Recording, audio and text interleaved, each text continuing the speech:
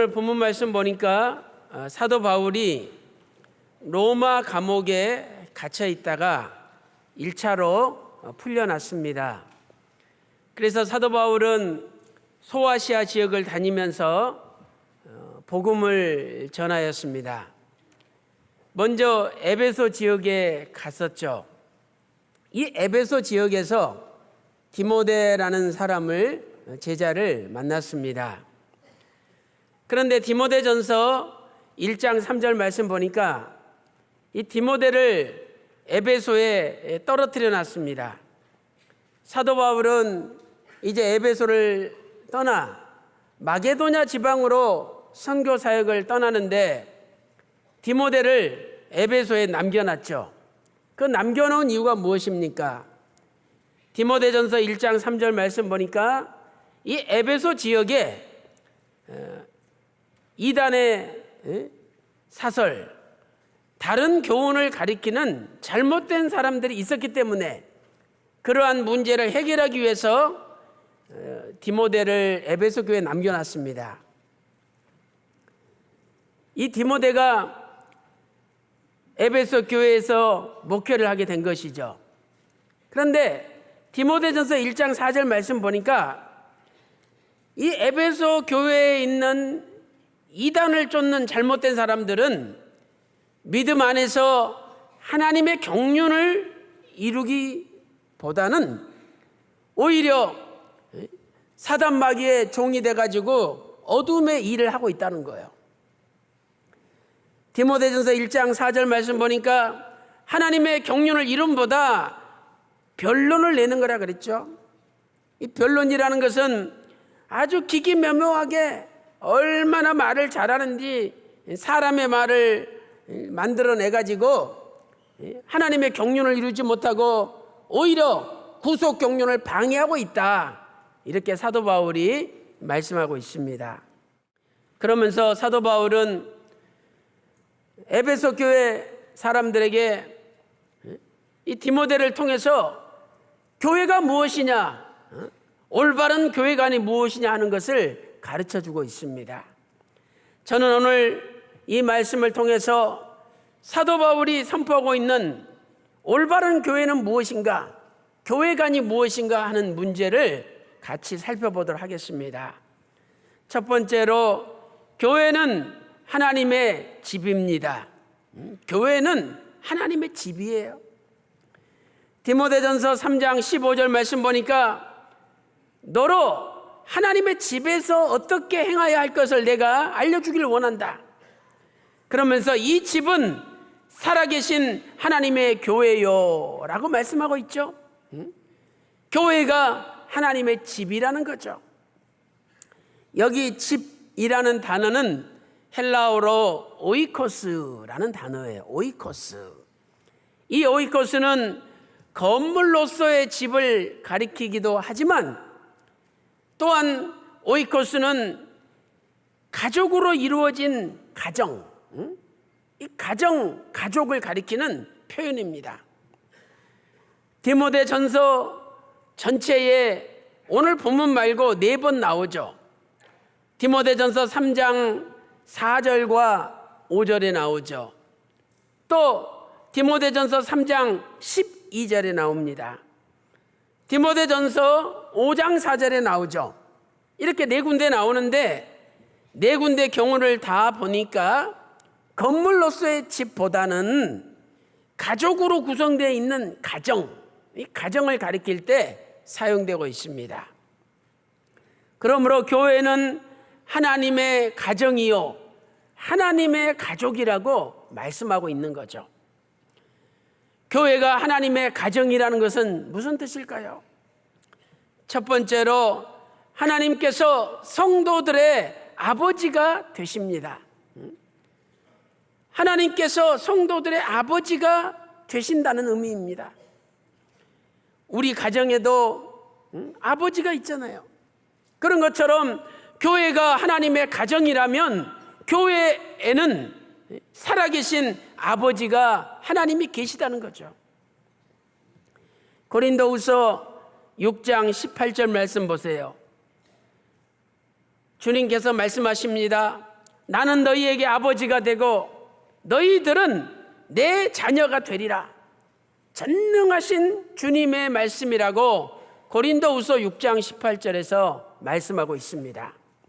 그래서 우리가 기도할 때마다 하나님 아버지라고 부르는 거죠. 주기도문 할 때도 마태복음 6장 8절 보면 하늘에 계신 우리 아버지라고 고백을 하는 것입니다. 여러분, 하나님이 우리 아버지이십니다. 그러므로 우리가 그분께 간절히 매달리고 구하기만 하면 반드시 우리에게 좋은 것을 주신다는 거예요. 그런데 우리가 구하지 않기 때문에 받지 못한다는 거죠.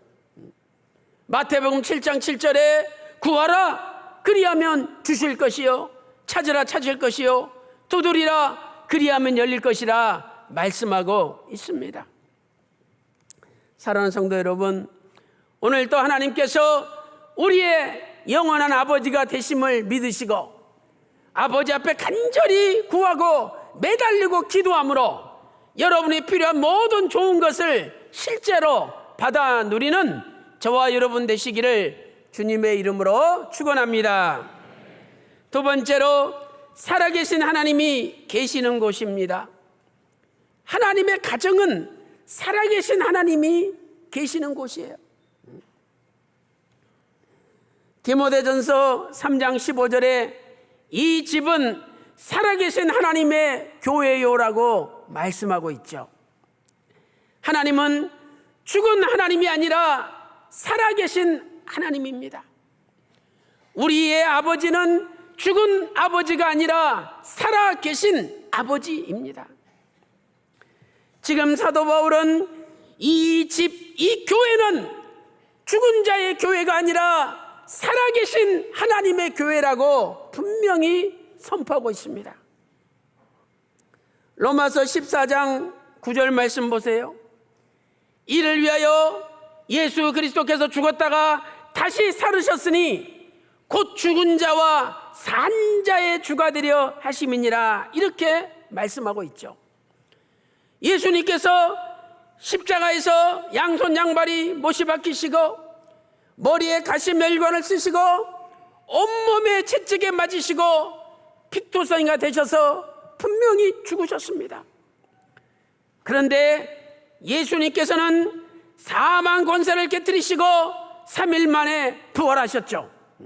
그래서 예수님은 죽은 자의 주님도 되시고 산 자의 주님도 되신다는 거예요. 이렇게 예수님께서 다시 사셨기 때문에 예수님에게는 사망이라는 장애물이 아무런 문제가 되지 않는다는 것을 우리에게 가르쳐 주셨습니다. 사람들 보세요. 죽으면 무덤 속에 갇혀 있지 않습니까? 분명히 예수님도 무덤 속에 갇히셨는데 예수님께서 영으로 살리심을 받으셔서 노아 때 죽은 영들한테 가서 말씀을 선포하셨다라고 베드로전서 3장 19절과 20절에 말씀하고 있지 않습니까? 아니, 예수님이 육신이 죽었다고, 무덤 속에 육신이 갇혀 있다고 예수님이 아무 일도 하지 못하고 가만히 계셨습니까?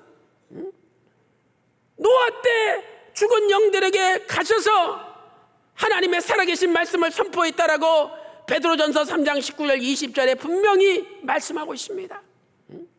아니, 영원부터 영원까지 살아계신 하나님께 죽음이라는 게 어떤 장애물이 되고 어떤 문제가 되겠습니까? 아무런 문제가 안 됩니다.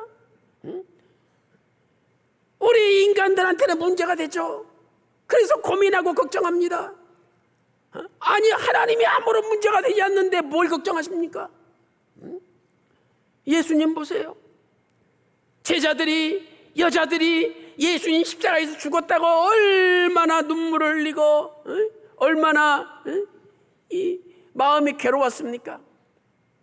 그러나 예수님은 다 할 일 하시고 때가 되매 3일 만에 부활하셔서 하늘 보좌 우편에 올라가셨습니다. 모든 것이 하나님이 정해놓으신 하나님의 구속 역사대로 하나님의 계획표대로 진행되는 거죠. 만약에 교회가 죽은 하나님께서 계시는 곳이다, 그러면 교회에 와서 아무리 기도해도 응답이 없겠죠. 그러나 교회는 살아계신 하나님이 계시는 곳입니다.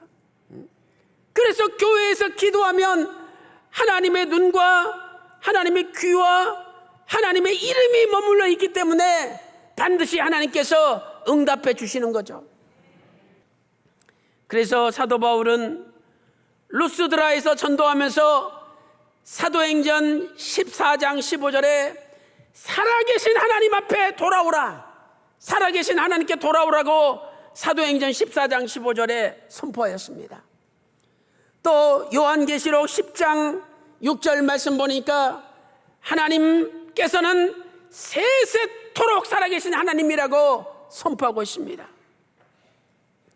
사도 바울은 우리의 소망을 죽은 신들한테 두지 말고 살아계신 하나님 아버지께 두라고 디모데전서 4장 10절에 말씀하고 있습니다. 사랑하는 성도 여러분, 교회는 살아계신 하나님께서 임재하시는 곳입니다. 우리 평강제일교회 역시 살아계신 하나님 아버지께서 임재하시는 곳입니다. 그러므로 이곳에서 기도하면 응답해 주시고 이곳에서 애절하게 부탁하면 들어주시는 하나님이십니다. 오늘도 살아계신 하나님 아버지 앞에 엎드려 간절히 기도하시고 교회에 빠지지 말고 열심히 예배드리고 참석하시는 가운데 교회를 통해서 날마다 살아계신 아버지를 만나는 저와 여러분 다 되시기를 주님의 이름으로 축원합니다. 큰 두 번째로 교회는 진리의 기둥과 터입니다. 교회는 진리의 기둥과 진리의 터입니다. 디모데전서 3장 15절 하반절에서 말씀하고 있습니다. 첫째로 교회는 진리의 기둥이죠. 진리의 기둥입니다. 진리가 무엇입니까? 세상적으로는 참된 이치를 진리라고 합니다. 진정한 의미에서 진리가 무엇입니까? 첫째로 진리는 예수 그리스도께서 진리죠. 예수님이 진리입니다. 요한복음 14장 6절에 나는 길이요 진리요 생명이니 나로 말미암지 않고는 아버지께로 올 자가 없느니라 말씀하고 있습니다. 예수님을 통하지 않고는 성부 하나님께 갈 수가 없다는 거예요. 나로 말미암지 않고는 아버지께로 갈 자가 없느니라. 예수님만이 참 진리입니다. 그러므로 예수님을 올바로 믿고 예수님을 올바로 가르쳐야 됩니다. 만약에 다른 예수를 내가 믿고 다른 예수를 배우면 예수가 아버지께로 인도하는데 다른 아버지께 가는 거죠. 그래서 원로 목사님께서 오직 예수를 강조하셨지 않습니까? 예수님을 통해서만이 아버지께로 가는데 예수님을 잘못 배우면 다른 예수를 배우면 다른 아버지께로 가거든요. 그래서 예수님을 잘 배워야 된다는 거예요. 예수님을 잘못 가르치면 결국은 종착 지점이 잘못되는 거죠. 고린도후서 11장 4절에 다른 예수, 다른 영, 다른 복음을 가리키는 것이 전부 사단 마귀에게 붙잡히는 거라고 고린도후서 11장 3절 4절에 말씀하고 있습니다. 예수님만이 우리를 죄와 사망에서 해방시키시고 예수님만이 우리를 영원한 자유를 누리도록 인도하시는 분입니다. 요한복음 8장 32절에 진리를 알지니 진리가 너희를 자유케 하리라 말씀하셨죠. 예수님이 진리인데 진리를 알지니 진리가 너희를 자유케 하리라. 예수님만이 우리를 죄와 사망에서 모든 속박에서 영원히 해방시키실 줄로 믿습니다. 두 번째로 하나님의 말씀이 진리입니다.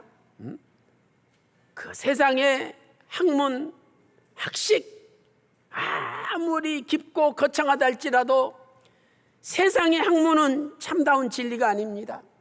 하나님의 말씀만이 참다운 진리죠.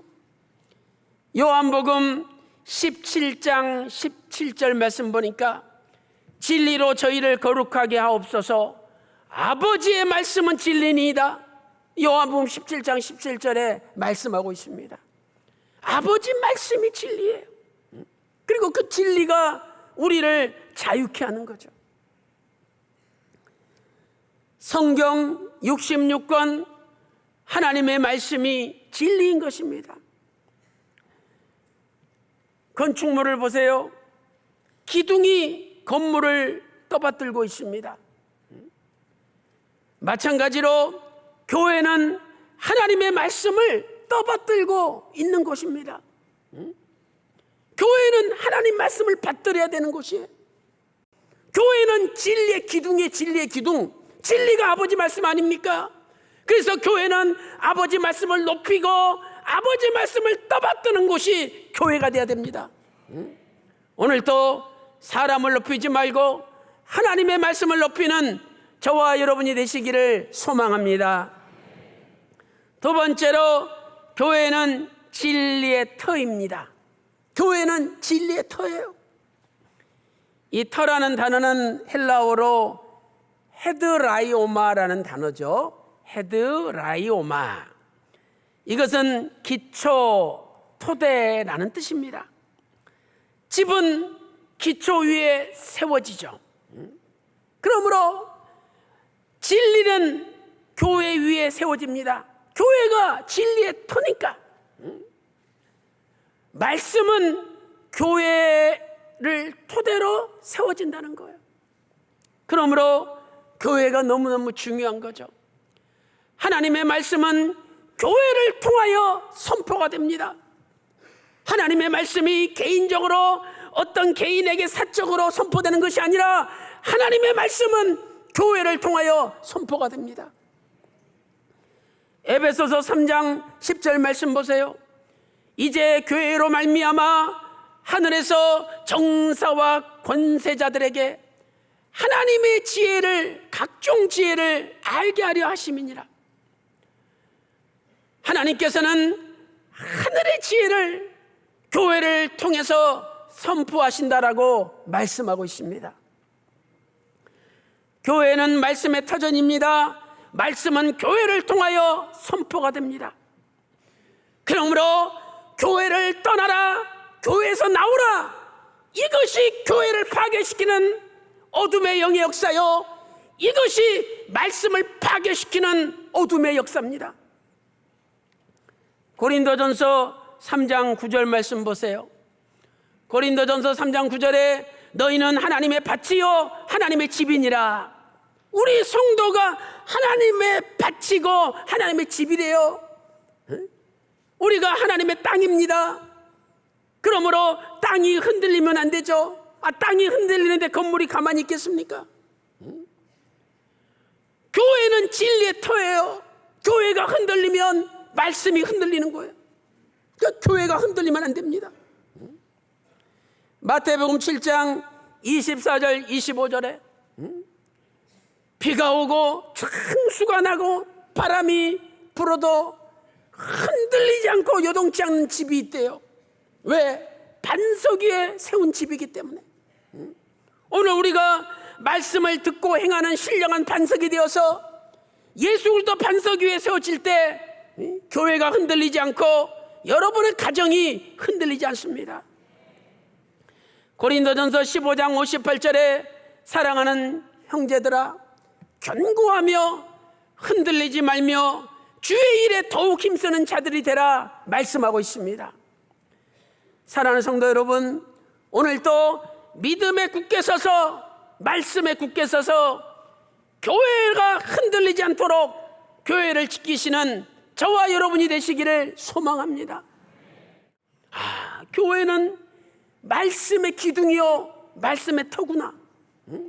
하나님의 말씀은 교회를 통해서 선포되는구나. 이거 깨달으시고 교회를 떠나지 마시고 교회를 지키고 교회를 위해서 기도하시면서 교회를 끝까지 붙드는 가운데 여러분의 인생이 하늘에 계신 하나님 아버지 앞에 칭찬받고 온 가족이 마지막 나팔에 변화되어 천국에 입성하는 저와 여러분이 다 되시기를 주님의 이름으로 축원합니다. 결론적으로 교회는 경건의 비밀인 예수님을 선포해야 합니다. 교회는 경건의 비밀인 예수님을 선포해야 됩니다. 디모데전서 3장 16절 말씀 보니까 크도다 경건의 비밀이요. 크도다 경건의 비밀이요. 이 경건의 비밀이 누굽니까? 예수님을 가리킵니다. 골로새서 2장 2절에 하나님의 비밀은 예수님이라고 골로새서 2장 2절에 말씀하고 있죠. 경건, 헬라어로 유세베이아라는 단어인데 이 단어는 경외 또는 공경이란 뜻입니다. 우리가 경외해야 되는 분이 하나님이지 않습니까? 그러므로 경건의 비밀은 하나님의 비밀인 예수님을 가리키는 거예요. 그래서 디모데전서 3장 16절에는 경건의 비밀을 6가지로 말씀하고 있습니다. 첫 번째로 육신으로 나타나신 바 되셨습니다. 하나님께서 사람으로 말씀이 육신이 되어 나타나셨다는 거죠. 분명히 초림 사건을 이야기하는데 나타나셨다고 표현하고 있지 않습니까? 요한복음 1장 14절에 말씀이 육신이 되어 우리 가운데 거하신 겁니다. 예수님이 인간인데 예수님이 기도할 때 예수님 속에 하나님의 영이 들어와서 그때부터 메시아가 됐습니까? 그때부터 하나님이 됐습니까? 이거 다 잘못된 거예요. 다른 예수 쫓아가다가 다른 아버지 앞에 도착합니다. 분명히 하나님이 사람으로 말씀이 육신이 되어 이 땅에 오신 겁니다. 마리아 뱃속에 예수님이 오셨는데 그때도 하나님이 그때도 하나님. 아기 예수라고 무시하면 안 돼요. 그래서 동방박사가 황금과 유황과 몰약을 가지고 와서 예수님 앞에 엎드려 경배했잖아요. 하나님이니까 경배한 거죠. 두 번째, 영으로 의롭다 하심을 입었습니다. 영으로 의롭다 하심을 입으시고, 이것은 헬라어 엔이라는 단어를 쓰고 있죠. 성령으로 잉태되신 죄가 없는 분이라는 것을 증거하고 있습니다. 마태복음 1장 18절에 예수 그리스도의 나심은 이러하니라. 그 모친 마리아가 요셉과 정혼하고 동거하기 전에 성령으로 잉태된 것이 나타났다. 성령에 의해서 순간 성자 하나님 예수님께서 마리아 속에 들어오셨어요. 얼마나 신비합니까? 그래서 예수님이 죄가 없는 분이라는 것을 입증하신 거죠. 세 번째로 천사들에게 보이시고, 천사들은 영적인 존재들입니다. 천사들이 예수님을 수종 들었어요. 예수님께서 40일 금식 기도하시고 마귀 시험을 이기셨죠. 그리고 천사들이 예수님을 수종 들었다라고 마태복음 4장 11절에 말씀하고 있습니다. 또한 예수님께서 겟세마네 동산에서 땀방울이 핏방울이 되도록 간절히 기도하실 때 천사들이 예수님을 도왔습니다. 누가복음 22장 43절에 말씀하고 있습니다. 네 번째로 만국에서 전파되시고, 예수님이 만국에 전파됐대요. 사도행전 1장 8절에 성령이 임하시면 너희가 권능을 받고 예루살렘과 유대와 사마리아 땅끝까지 이르러 내 증인이 되리라. 만국에 전파되셨습니다. 다섯 번째로 세상에서 믿음 받으시고, 이렇게 사도 바울과 예수님의 제자들이 전 세계에 나가서 복음을 전함으로 세상에서 믿음 바가 되셨대요. 로마서 1장 8절 하반절 말씀 보니까 너희 믿음이 온 세상에 전파됨이로다. 너희 믿음이 온 세상에 전파됐어요. 아니 우리가 서로 지금 네가 잘났니 내가 잘났니 도토리 키재기 할 때입니까? 우리 믿음이 온 세상에 전파돼야 되죠. 온 세상에 전파됨이니라. 여섯 번째, 영광 가운데 올리우셨음이니라. 영광 가운데 올리우셨음이니라. 이것은 명백히 예수님의 승천 사건을 말씀하신 겁니다.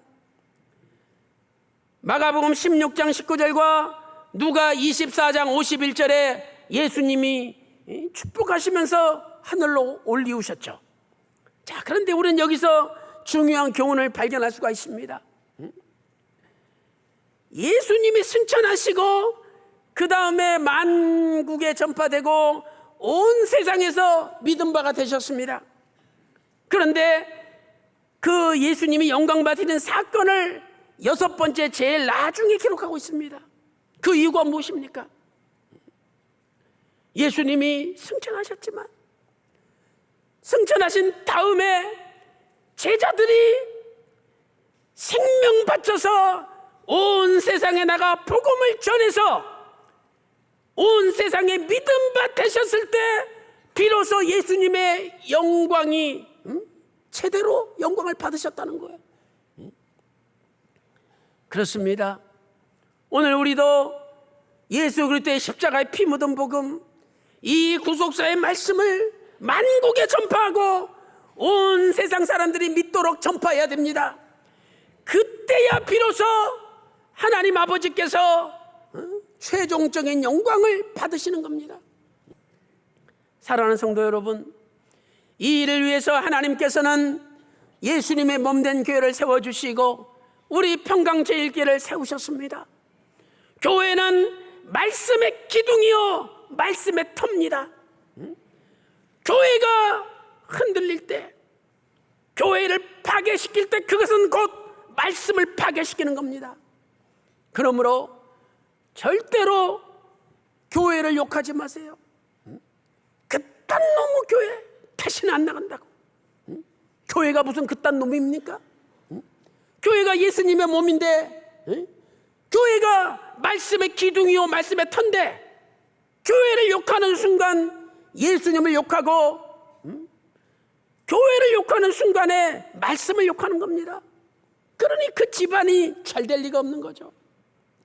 사랑하는 성도 여러분, 끝까지 교회를 사랑해 주시고 교회에 충성하시고 교회를 잘 지키시고 교회를 떠나지 말고 교회에서 기도하는 가운데 살아계신 하나님 아버지께서 여러분의 기도를 들어 응답해 주시고 교회를 통하여 만국의 구속사 말씀이 전파되어 하나님께서 영광 받으시는 그날이 하루속히 앞당겨지시기를 주님의 이름으로 축원합니다.